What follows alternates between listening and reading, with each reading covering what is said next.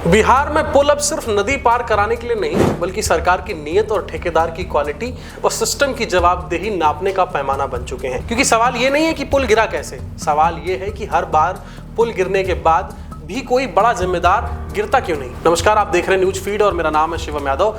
और बिहार में पुलों की हालात एक बार फिर से सवालों के घेरे में है।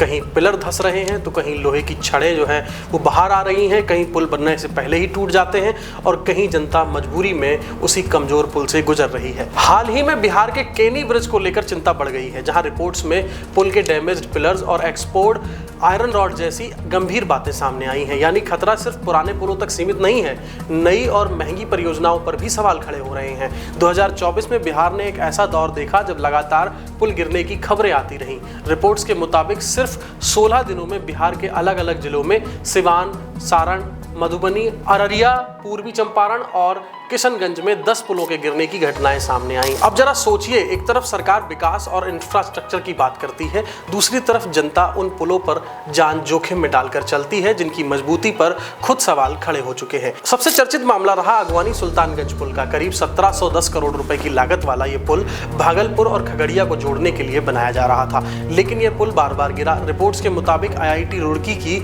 जांच में डिजाइन से जुड़े दोषों की बात सामने आई है। अब सबसे बड़ा सवाल यही है कि अगर डिजाइन में कमी थी तो अप्रूवल किसने दिया? अगर निर्माण में गड़बड़ी है तो निगरानी कौन कर रहा था? और अगर रिपोर्ट आई तो जिम्मेदारों पर कार्रवाई कहां है? बिहार सरकार ने 2025 में IIT दिल्ली और IIT पटना के साथ 85 बड़े पुलों की सेफ्टी ऑडिट के लिए समझौता किया था। राज्य में कुल 3568 पुल बताए गए, जिनमें से 532 बड़े पुल हैं, जहां पहले चरण में 85 बड़े पुलों की जांच की बात कही गई। लेकिन जनता का सवाल बहुत सीधा है कि क्या ऑडिट सिर्फ कागज पर होगा या उसके बाद कमजोर पुल बंद भी होंगे, मरम्मत भी होगी और जिम्मेदारों पर कार्रवाई भी? क्योंकि पुल गिरना सिर्फ कंक्रीट का टूटना नहीं होता, ये भरोसे का भी टूटना होता है। ये उस मजदूर की मौत का सवाल है जो निर्माण स्थल पर दब जाता है। ये उस किसान, छात्र, मरीज और परिवार का भी सवाल है जो रोज मजबूरी में ऐसे पुल से गुजरता है।